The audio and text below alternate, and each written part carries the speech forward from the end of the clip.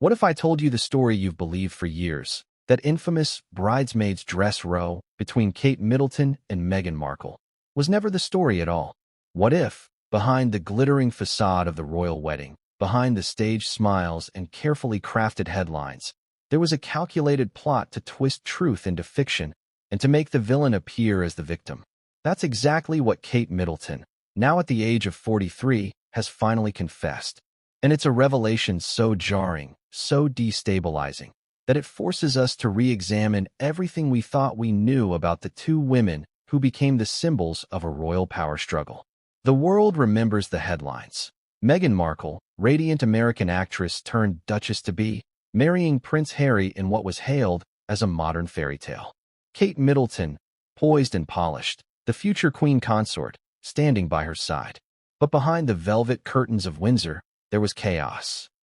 Chaos centered not around the monarchy's centuries-old traditions, but around something as deceptively trivial as a little girl's dress. Princess Charlotte's bridesmaid dress, to be precise. Yet that dress became more than just fabric and lace. It became a weapon. A weapon that, according to Kate, Meghan wielded with precision to flip a narrative, to recast herself as a victim, and to paint Kate as the aggressor. Before we continue, please hit the like button, subscribe to the channel, and turn on the notification bell for updates. Do you remember how it all unfolded? The initial reports in 2018 said Meghan had reduced Kate to tears during a heated disagreement over the fit of Charlotte's dress. The world sympathized with Kate. After all, she had just given birth to Prince Louis weeks before. The headlines told us Kate had broken down, overwhelmed by the drama. But years later, during her bombshell Oprah interview, Meghan turned the tables. The reverse happened, she claimed, insisting it was Kate who had made her cry. And just like that, public opinion shifted. Sympathy for Meghan soared. Kate was cast as cold, harsh, unkind. Meghan, the wounded outsider. But here's the twist Kate has finally admitted. Meghan's retelling of the story wasn't a spontaneous recollection of pain. It was orchestrated, planned, scripted even. Long before Oprah ever asked the question, Meghan had already plotted to reverse the story, to flip the script, to ensure that when the moment came, she would be the victim and Kate the aggressor. Kate, the very person who had suffered in silence, now became the villain in the eyes of millions. And for years, Kate swallowed that truth. She stayed silent. She bowed to royal protocol. She played the role of the dutiful wife, the polished duchess. But at 43, she's no longer staying quiet. Think about that for a moment. For 7 long years, Kate carried the weight of that false narrative. 7 years of whispers, of cold glances from the public, of headlines subtly painting her as the woman who made Meghan cry on the eve of her fairy tale wedding. How heavy must that burden have been?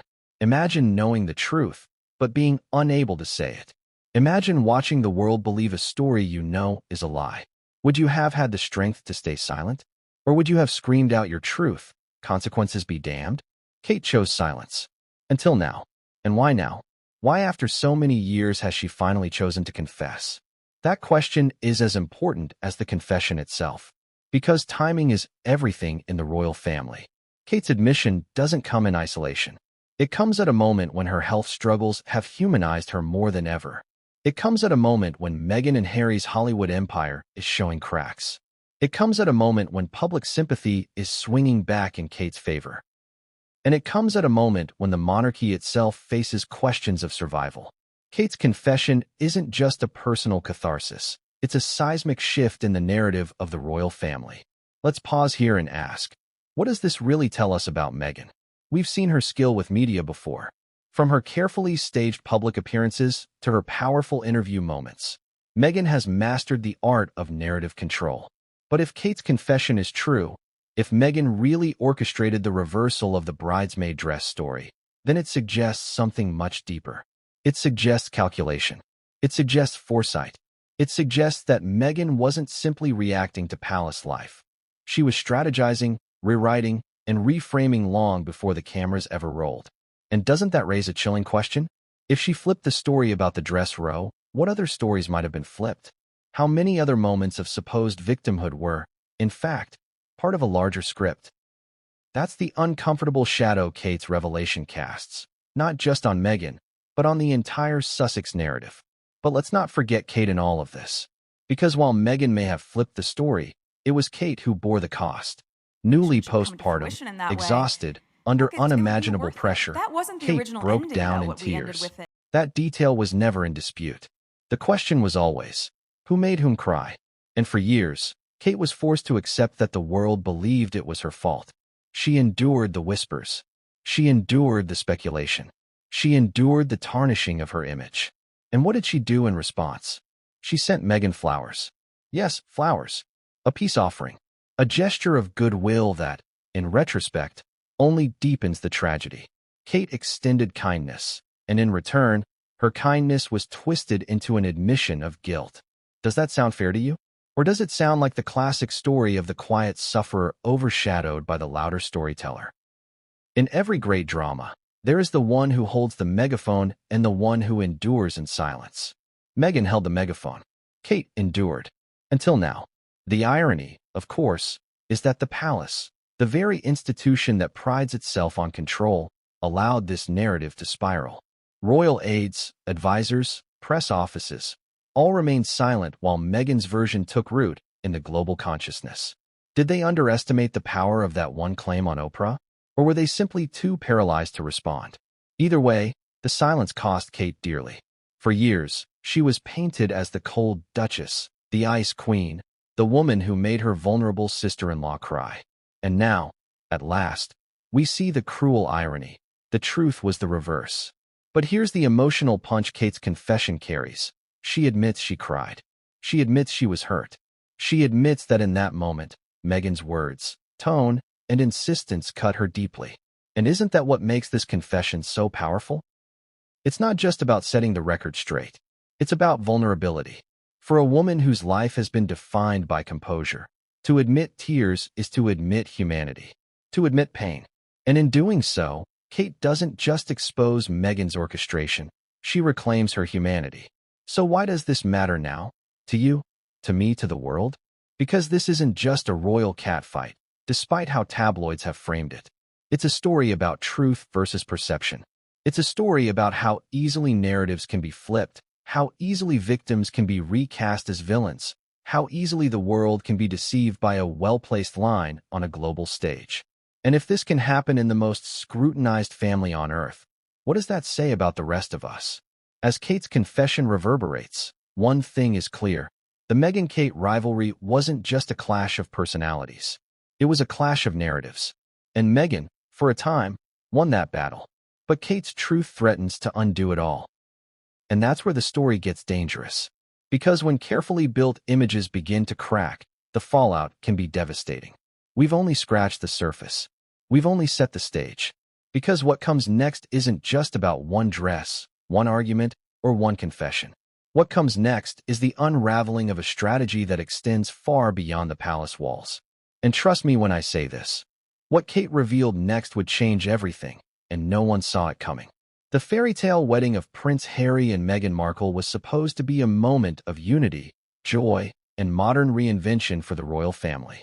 The world tuned in with wide eyes and beating hearts, captivated by the idea of a Hollywood actress stepping into the gilded cage of monarchy, marrying a prince who dared to walk away from tradition for love.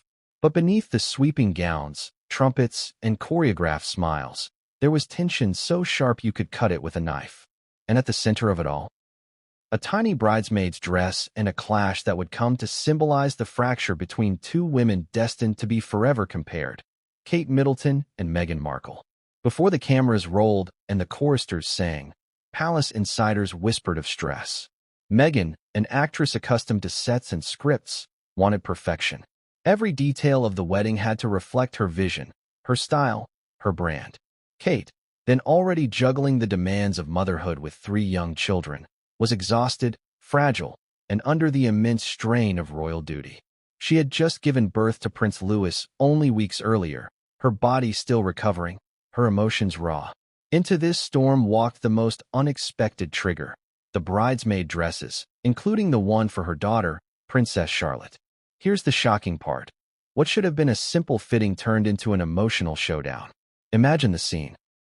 Seamstresses rushing about, little girls fidgeting in tulle and silk, Meghan insistent on changes, Kate increasingly anxious.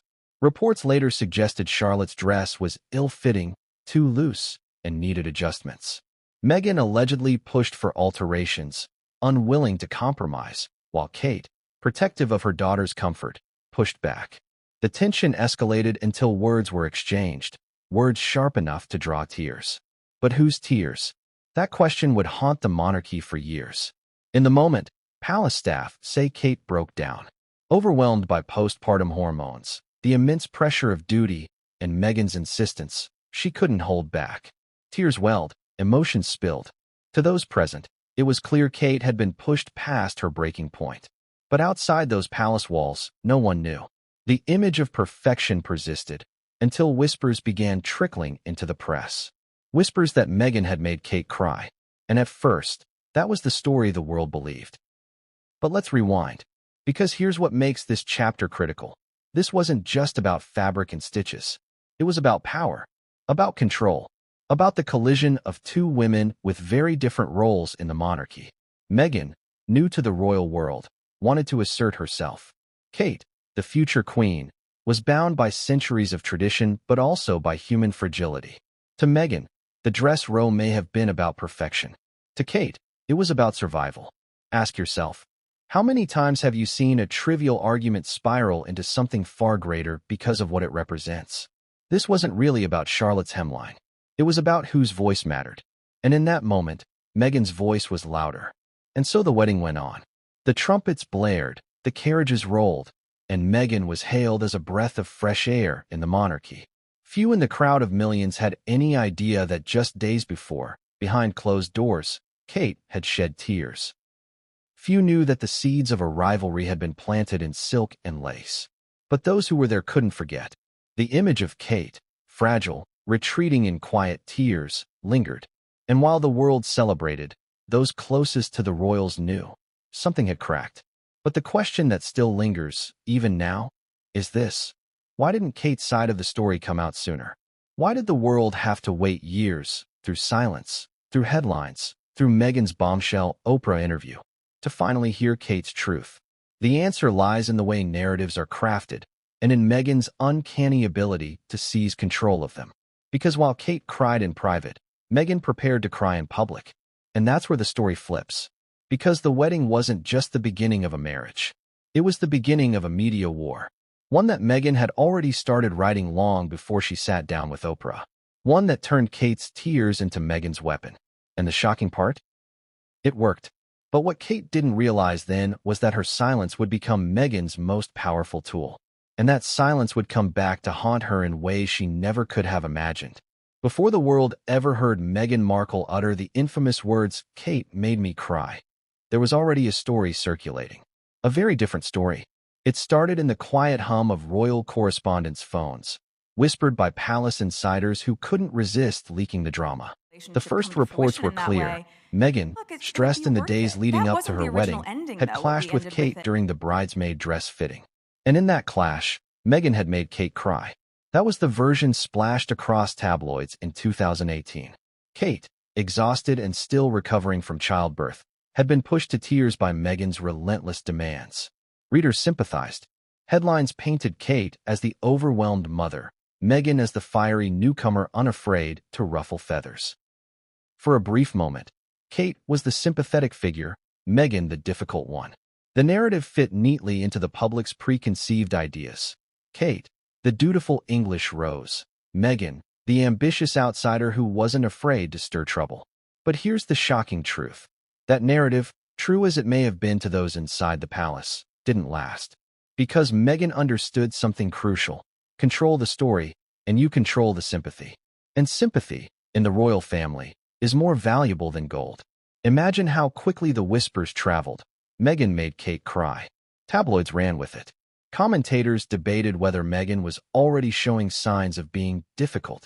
And all the while, Meghan watched as her reputation in Britain began to harden. She was weeks away from her wedding, yet the country she was about to marry into was already labeling her the troublemaker. For Meghan, that wasn't just a problem, it was a crisis. And she would not allow herself to be cast as the villain in her own fairy tale. So the palace kept quiet. Kate said nothing. Meghan said nothing. And into that silence, the press poured their own interpretations.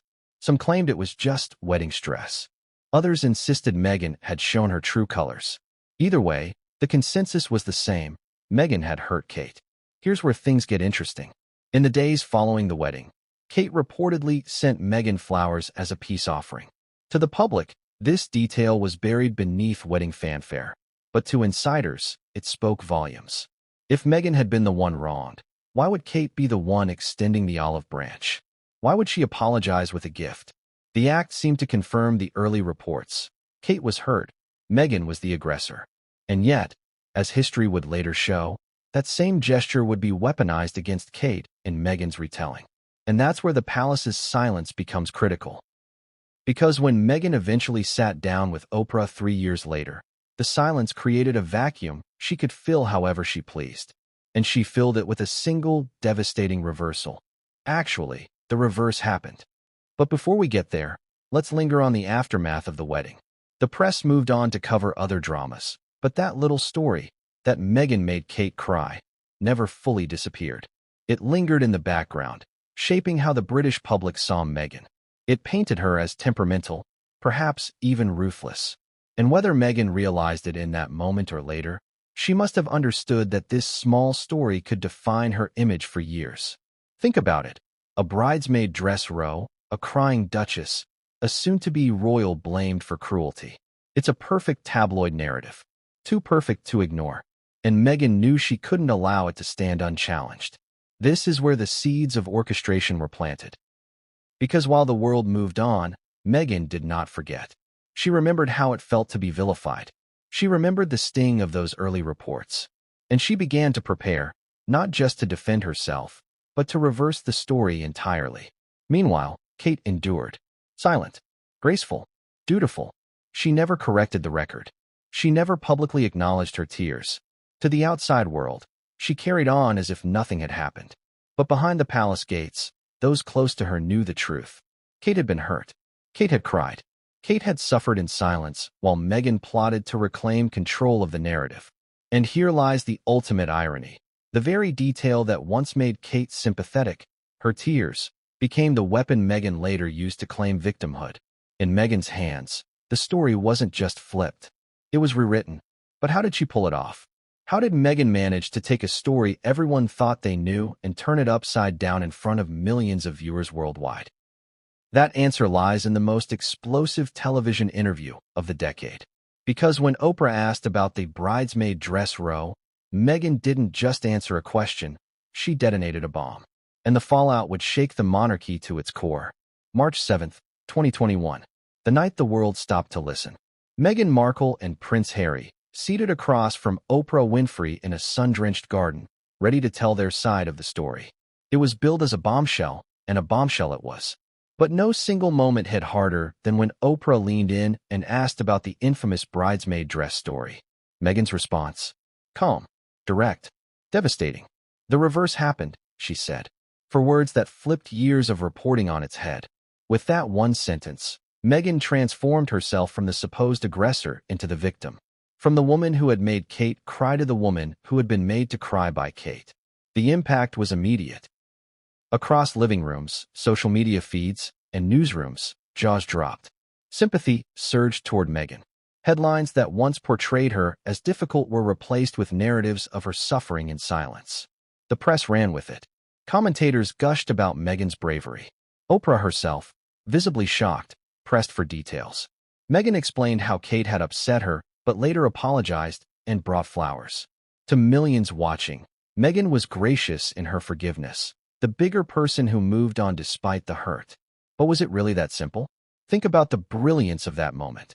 Meghan didn't just deny the original story, she inverted it. She took a narrative that cast her as cruel and reframed it into one where she was the wrong party. She made Kate, the future queen consort, look cold and unkind, while she herself appeared vulnerable, forgiving, and magnanimous. It was a masterstroke of media strategy, and the world bought it. But here's the chilling part. According to Kate's recent confession, that moment wasn't spontaneous.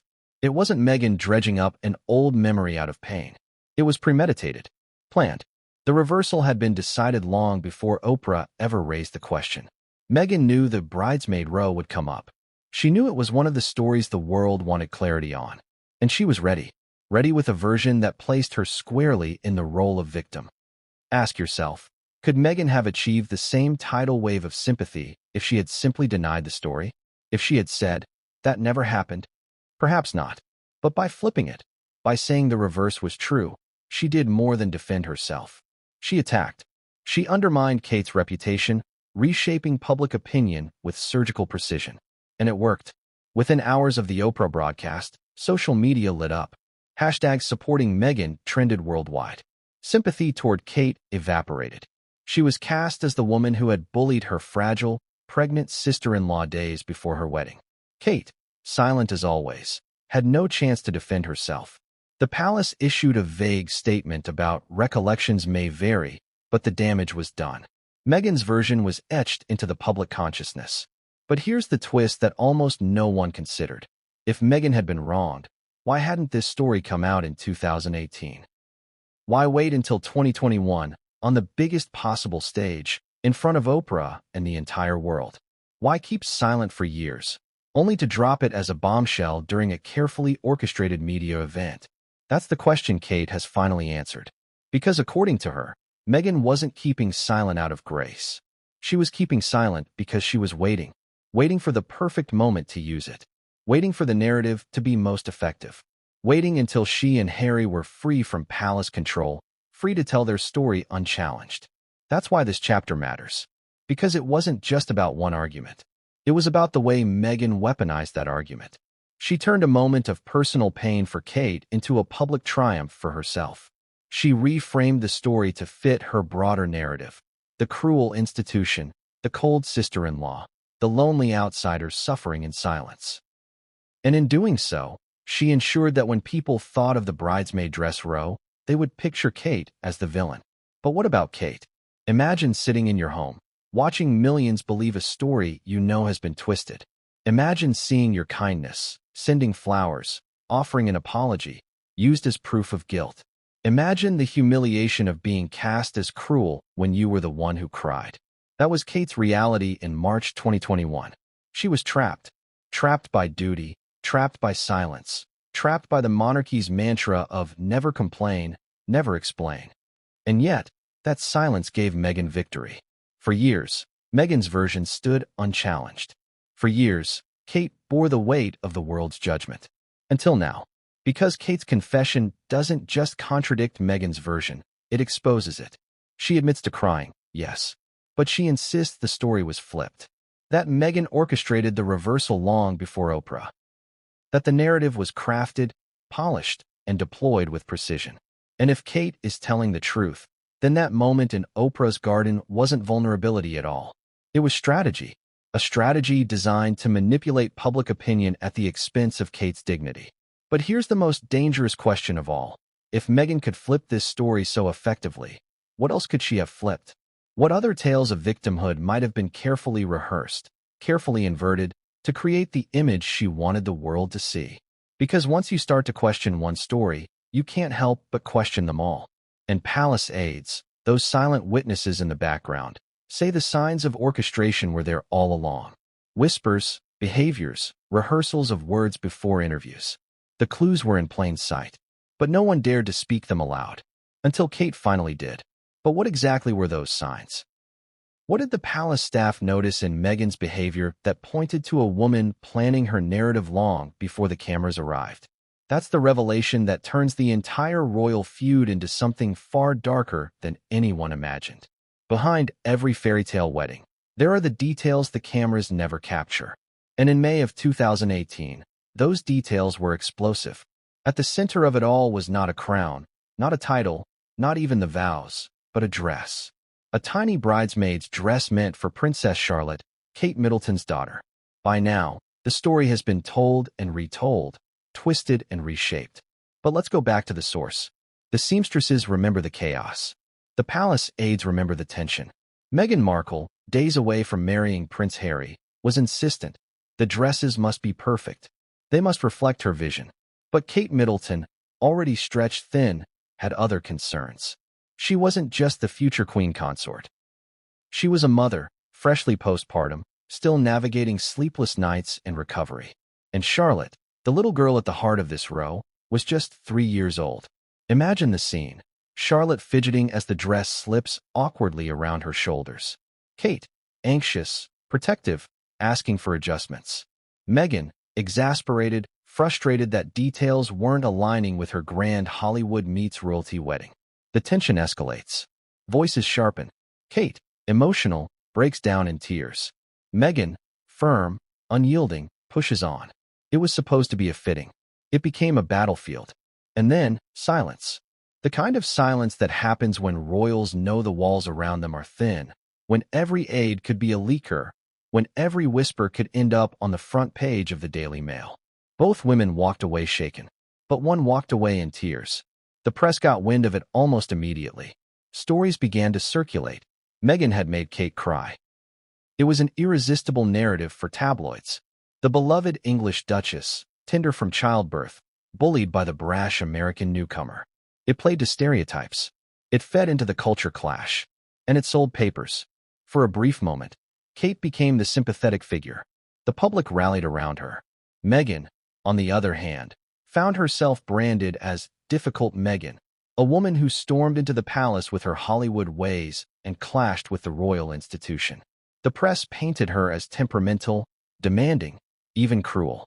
It didn't matter if the disagreement had been brief or if the tears were the product of postpartum emotions.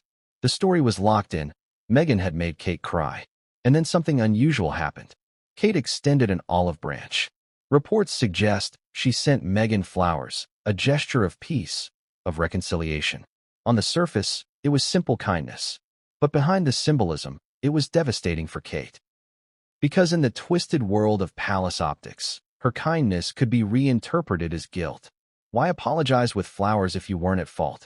Why offer peace unless you'd caused harm? And here's where Meghan's brilliance, or cunning, emerges. According to Kate's confession, Meghan seized on that gesture. She tucked it away, saved it, and when the time came years later, she wielded it as evidence. Evidence that Kate was the aggressor.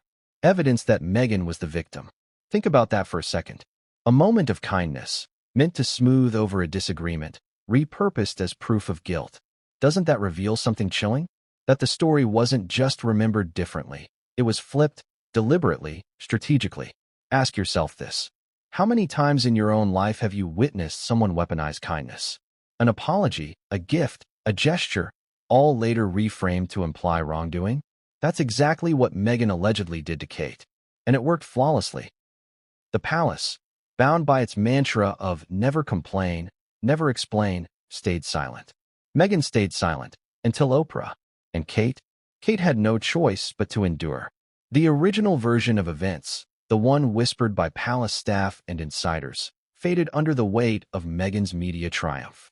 But let's not underestimate the emotional toll. Imagine Kate in those days after the wedding. Hormones surging, a newborn at home, a demanding public role, and on top of it, being painted as cold, unkind, the woman who made Meghan cry. What must it have felt like to live under that cloud, unable to defend herself, unable to speak? And here's the cruel irony. While the world debated dresses and tears, Kate was suffering privately. Insiders recall her subdued mood, her withdrawn presence, her uncharacteristic vulnerability. Behind palace doors, she wasn't the composed duchess. She was a woman unraveling. Meanwhile, Meghan was preparing to reshape the story. Preparing to step into Oprah's garden years later and declare, the reverse happened. Preparing to recast herself as the fragile victim of a ruthless institution and of Kate Middleton herself. And here's the twist. Palace staff say the signs of this orchestration were there. Meghan rehearsing her words, testing narratives, laying the groundwork for her future tell-all. Aides whispered that Meghan seemed less concerned with reconciliation than with reputation, less concerned with peace than with perception. And when the day came, her plan worked. With a single televised sentence, she undid years of reporting. She erased Kate's suffering. She turned flowers into guilt, tears into cruelty, and silence into complicity. But the palace aides who lived through those days saw more than the public did. They saw the planning, the rehearsals, the intent. And their whispers now back up Kate's confession that Meghan didn't just reverse the story, she orchestrated it. And one aide, in particular, remembers details that blow the lid off Meghan's strategy. Details that reveal just how far she was willing to go to ensure her version became the only version that mattered. Think back to that moment in the Oprah interview. Meghan casually dropping the line that the reverse happened. Millions gasped. Sympathy flooded toward her. But if you peel back the layers, you begin to see something far more unsettling. That moment was not an off-the-cuff recollection. According to Kate's later confession and palace insiders, it was the culmination of months, maybe years, of careful planning. This wasn't a slip of memory. It was a strategy, a deliberate orchestration. Meghan, after all, is no stranger to the art of narrative. Before she ever stepped into the royal world, she was an actress, a professional at learning scripts, mastering delivery, and commanding emotion in front of an audience. Hollywood taught her that the story is everything. That you don't just live moments, you frame them, you perform them, you control how they are remembered. And the bridesmaid dress row? That was Meghan's script. Insiders reveal that Meghan had spoken, even in the early days after the wedding, about how unfair the press narrative had been, how she felt vilified by the suggestion that she had made Kate cry. That sense of injustice didn't fade, it grew. It became part of her larger grievance against the institution. And in private, she rehearsed her response. Not just to deny the story, but to reverse it, to take back control, to turn a wound into a weapon. It's almost chilling when you think about it. Meghan wasn't simply waiting for her moment to speak. She was preparing for it. According to one aide, Meghan practiced answers to questions that might come up in interviews. She worked on the phrasing, on the pauses, on how to look vulnerable yet dignified. And when Oprah finally asked, she was ready. Do you see the brilliance of it? Denying the story outright would have sounded defensive. Attacking Kate would have sounded cruel. But flipping it, saying the reverse happened, that was genius. It painted Meghan as strong yet forgiving, wounded yet magnanimous. And it painted Kate, silent, stoic Kate, as the one at fault. But here's the tragic part. Kate wasn't just silent because she was composed. She was silent because she had no choice. Bound by royal protocol, she couldn't run to Oprah. She couldn't call up a journalist to defend herself. She was trapped in the monarchy's golden cage, forced to endure as Meghan's version spread across the world. And Meghan knew it. She knew Kate couldn't fight back. She knew the palace would never issue a statement that contradicted her directly. Never complain, never explain. That was the institution's code. And Meghan weaponized that silence. Let me ask you, have you ever been in a situation where someone tells a story about you, twists the details, and you can't correct it? That feeling of helplessness, of being misrepresented, is crushing. Now magnify it by millions of viewers, headlines in every newspaper, tweets flying around the globe. That was Kate's reality. But Kate's confession, years later, reveals something darker. She says Meghan didn't just twist the story in the moment. She plotted to do it long before Oprah. She knew the question would come. She knew the bridesmaid dress row was infamous. And she decided, when the time comes, I will flip it. Think about the cold calculation of that. Meghan didn't just defend herself. She played offense. She flipped kindness into guilt, apology into blame, and truth into deception. And it worked brilliantly. For years, the world believed Kate was the one who made Meghan cry. For years, Meghan carried the badge of victimhood while Kate carried the weight of silence. But now, with Kate finally speaking, the orchestration is exposed. The cracks in Meghan's carefully curated narrative are beginning to show. And insiders are coming forward with even more details about how Meghan rehearsed lines, about how she instructed her team to prepare supportive leaks to the press, about how nothing she said was accidental. One aide even claims Meghan had confided privately, long before Oprah, that she would set the record straight in her own time. But what she didn't say was that setting the record straight meant rewriting it entirely. And here's the question that lingers like a shadow. If Meghan orchestrated this, what else has she orchestrated? If she could flip the story of a dress row, could she flip other stories too? Because once you realize one narrative was crafted, you begin to question them all. And that's exactly what makes Kate's confession so dangerous for Meghan. It doesn't just expose the truth of the bridesmaid dress row. It casts doubt on everything else Meghan has ever claimed. But perhaps the most heartbreaking element is this. Through all of it, Kate tried to make peace. She sent the flowers. She extended kindness. And yet, that kindness was weaponized. And the question that no one wants to ask, but we must, is this. Did Meghan plan to use those flowers as evidence all along? Because if the answer is yes, then what Kate suffered wasn't just a misunderstanding. It was betrayal. A betrayal that cut far deeper than tears at a dress fitting. And the cost of that betrayal would haunt Kate for years, until the day she finally decided she couldn't stay silent any longer. But what happened in those years of silence? What toll did it take on Kate? And why, after so much time, did she finally decide to confess? That's where this story takes an even darker turn. Picture this. A woman just weeks postpartum, her body still aching from childbirth, hormones raging, her emotions raw. That was Kate Middleton in May 2018. She wasn't just juggling motherhood with royal duty. She was also preparing to stand beside her brother-in-law's new bride, smiling for the cameras while carrying private wounds. Behind closed doors, the bridesmaid dress row had left her shaken. She had cried, she had hurt, and she had carried that hurt in silence. Silence. That word defines Kate's response to the entire ordeal. While Meghan sharpened her narratives, rehearsed her stories, and prepared for the grand reveal on Oprah, Kate stayed quiet. No interviews, no corrections, not even the faintest hint of rebuttal. And why? Because silence wasn't just her instinct, it was her duty. The monarchy has lived and died by the motto, never complain, never explain. It's the golden rule that has governed Windsor for generations. Royals do not correct the press. They do not air grievances. They do not speak. They endure. And so Kate endured. But think of the toll that endurance takes. Every time a newspaper ran with Meghan's version. Every time a commentator accused Kate of cruelty. Every time social media users dragged her name through the mud. Kate stayed silent. But inside, her silence was screaming. Now imagine Meghan's role in all of this. Meghan, the storyteller, the strategist, knew Kate's silence was guaranteed. She knew Kate couldn't clap back, couldn't sit across from Oprah to tell her version. Meghan wasn't just flipping a story, she was exploiting an institution's code of silence. That's the brilliance and the cruelty of the orchestration.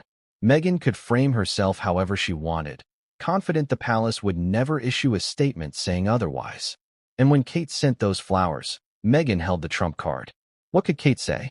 Yes, I sent flowers, but I wasn't at fault. The palace would never allow it. So Meghan framed it her way. Kate upset her, then apologized. Case closed. But Kate's silence wasn't just royal duty, it was also personality. Kate has always been the peacemaker, the one who smooths over tension rather than fuels it. She didn't want to be the cause of more drama. She didn't want to be the one dragging Meghan's name through the press. And so she folded into herself, burying her pain beneath that polished Duchess smile. Let's not forget the timing. Kate had just given birth to Prince Louis. Physically exhausted, emotionally fragile, she was also expected to perform perfection for the cameras.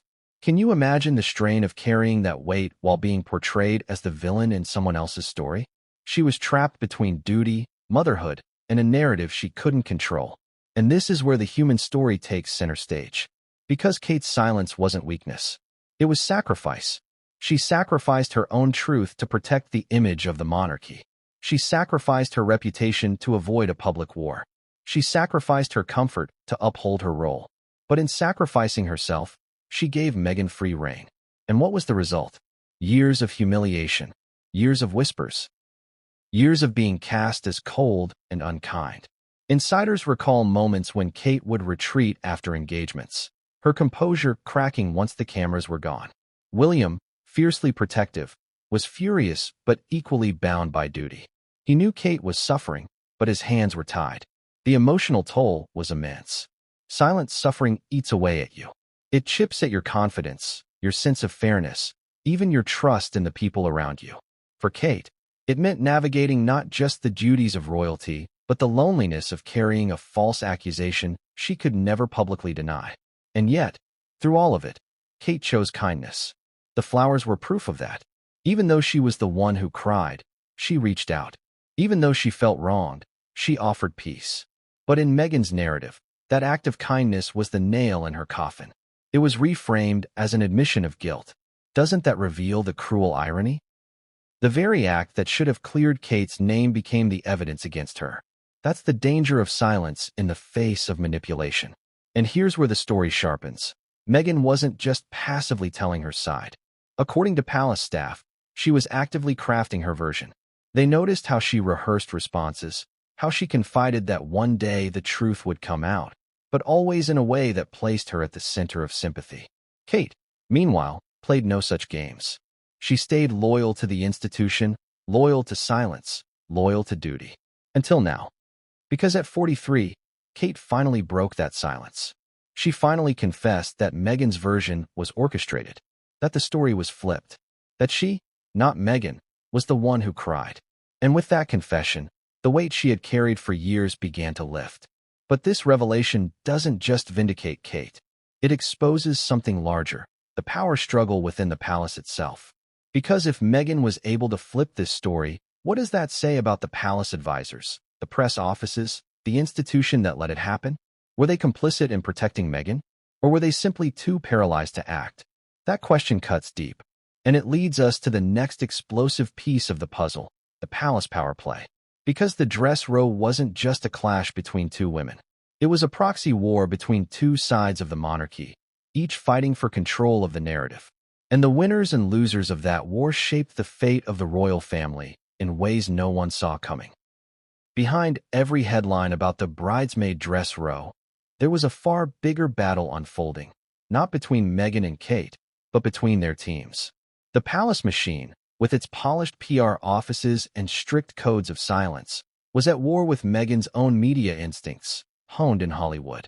What we saw in the press was never just raw truth. It was spin, power, and carefully orchestrated leaks. From the outside, the royal family might seem like one unified institution, but insiders know that each senior royal has their own household, their own press secretary, their own team of aides who live and die by one mission: protect their principal. And in 2018, Meghan and Harry had just been given their own household. Their press team was young, ambitious, and desperate to prove their worth. Kate and William, by contrast, had a team seasoned in restraint, wary of overexposure. What resulted was less a partnership and more a turf war. The bridesmaid dress argument became the perfect battleground. Early whispers about Meghan making Kate cry almost certainly came from palace insiders sympathetic to Kate. It painted her in a sympathetic light. But as Meghan gained confidence, her camp began pushing back. Carefully placed stories appeared that emphasized Meghan's stress, her status as an outsider, and the supposed lack of support she felt. The battlefield wasn't the dress anymore, it was the media. And make no mistake, Meghan was good at this game. She understood how to play victim without looking weak. She knew the power of emotion in interviews, the importance of planting phrases that would stick. The reverse happened, for words that undid years of headlines, for words that reframed Kate as the aggressor and Meghan as the forgiving figure. But here's the dark truth Kate's confession has now exposed. Meghan wasn't just responding to palace spin. She was plotting her countermove from the start. According to aides, Meghan knew that silence from the palace would allow her story to go unchallenged. She calculated that when the time came, she could deliver her version without fear of contradiction.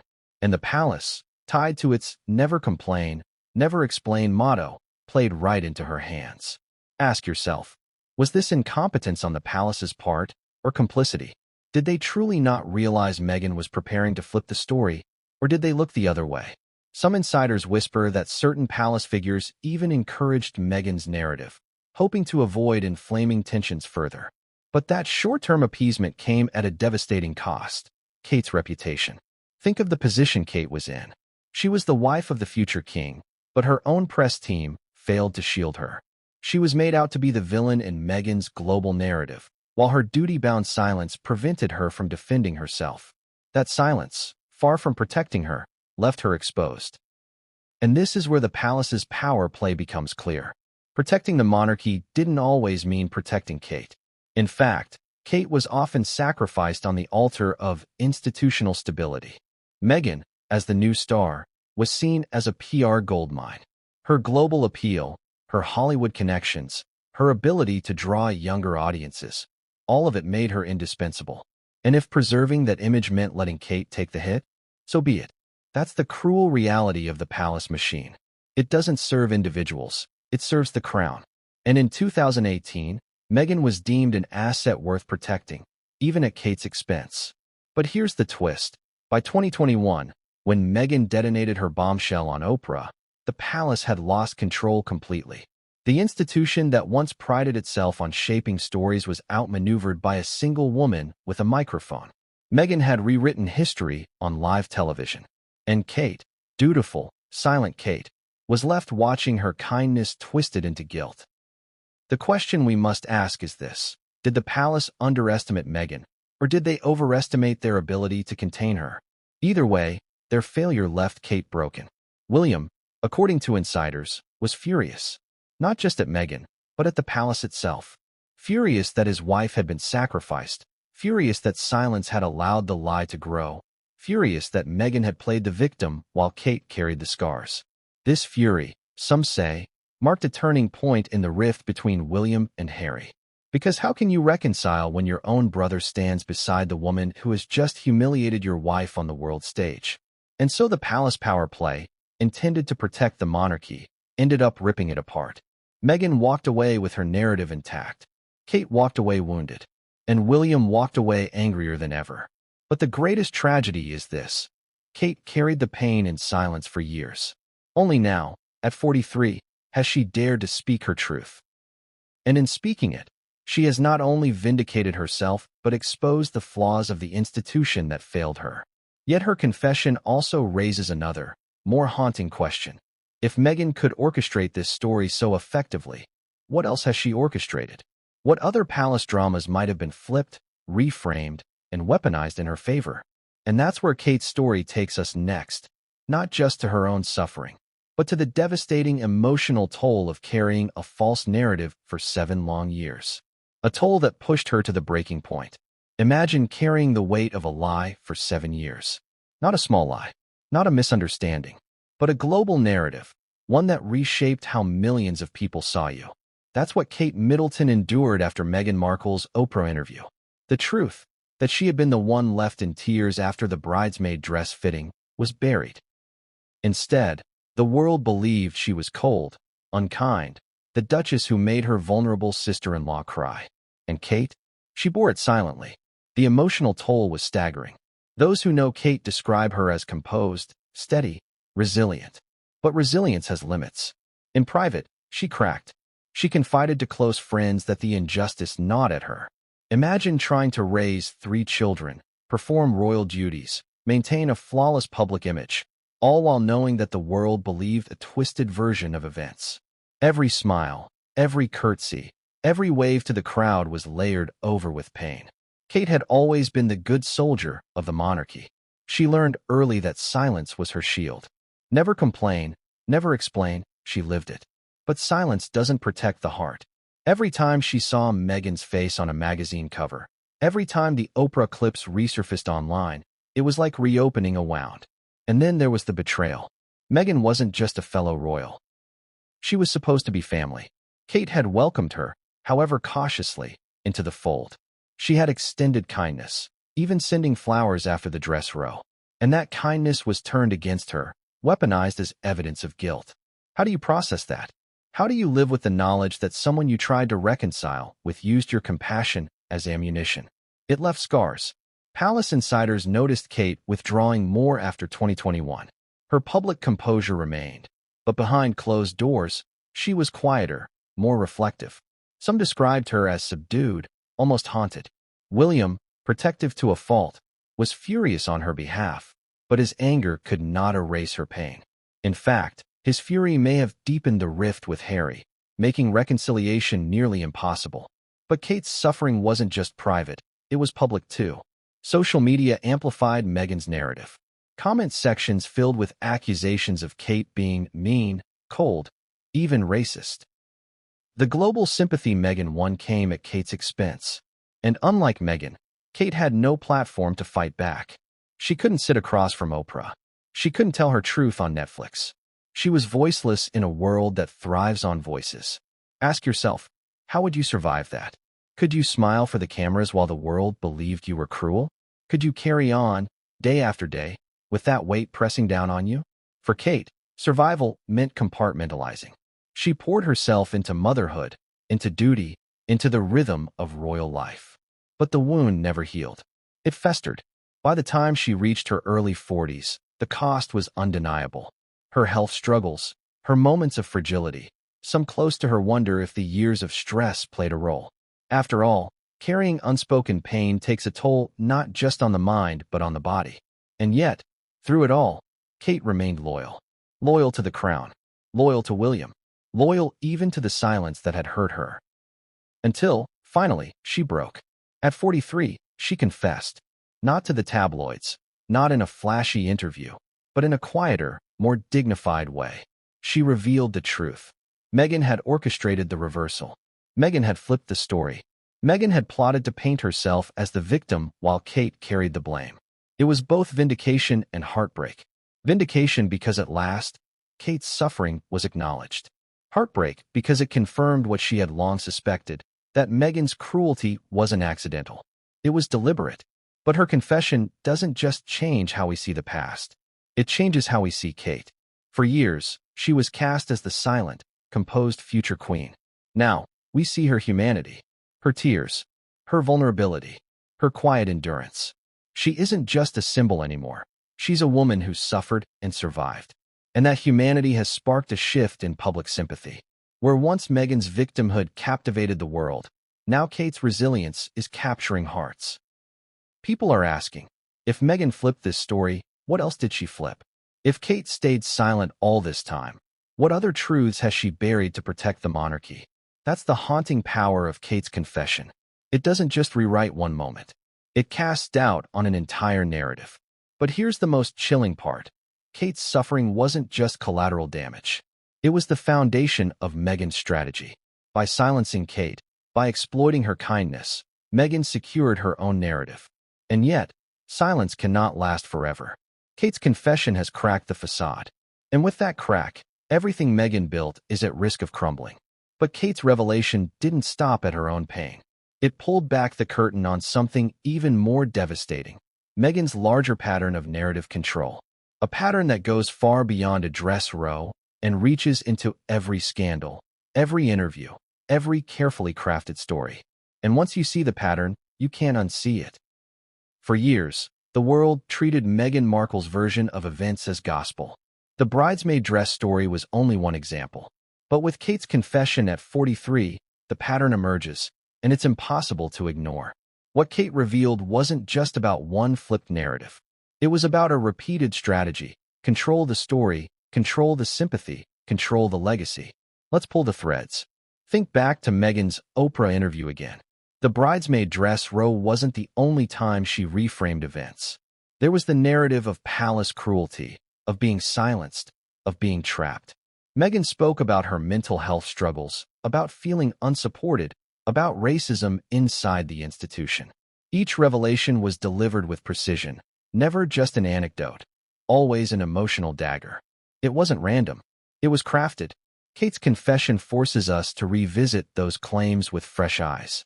If Meghan could flip the dress row, could she also have reframed other palace conflicts to suit her image? Take the narrative of Harry and Meghan leaving the royal family. To their supporters, they were victims of an outdated institution, bravely stepping away to find freedom. But insiders tell a more complex story, of Meghan pushing for Hollywood-style independence, of Harry resisting until he broke. Meghan presented herself as the silenced Duchess. But was she really silenced? Or was she scripting the future Netflix specials and Spotify deals even then? Or consider her rift with her own family. Meghan painted her father, Thomas Markle, as the betrayer. She cast herself as the abandoned daughter. And yet, Thomas has long claimed Meghan cut him off. The truth may lie somewhere in between, but once again, Meghan controlled the story. See the pattern? Meghan thrives in the victim role. It's powerful. It garners sympathy. It shields her from criticism. And Kate's confession about the dress row suggests that Meghan doesn't just stumble into victimhood, she constructs it. She flips the narrative, reframes the details, and ensures that she emerges wounded but noble. And what makes it all the more effective? Timing. Meghan doesn't rush. She waits. She lets the story circulate. She lets the institution stay silent. Then, when the stage is set, an Oprah interview, a Netflix series, a primetime podcast, she strikes. The Bridesmaid dress row is the perfect example. Meghan waited 3 years, then dropped the reversal in front of the world. By then, sympathy for her had grown. Cracks in the monarchy were visible, and her words landed like a thunderclap. Ask yourself, does that sound accidental? Or does it sound like someone who understands the mechanics of media better than anyone else in the royal family? Kate's confession is devastating because it doesn't just challenge Meghan's honesty. It exposes her strategy. And once you see strategy where you thought you saw sincerity, everything changes. But here's where the story cuts deeper. Meghan's narrative control didn't just elevate her, it crushed Kate. Every time Meghan cast herself as the victim, Kate was the silent counterpart, the implied villain, the cold sister-in-law, the uncaring future queen. Kate bore the cost of Meghan's victimhood. And now, at 43, Kate has finally pulled the mask off. She's shown that behind Meghan's tears, there was calculation. Behind her narratives, there was orchestration. Behind her victimhood, there was power. The question is, will the public accept it?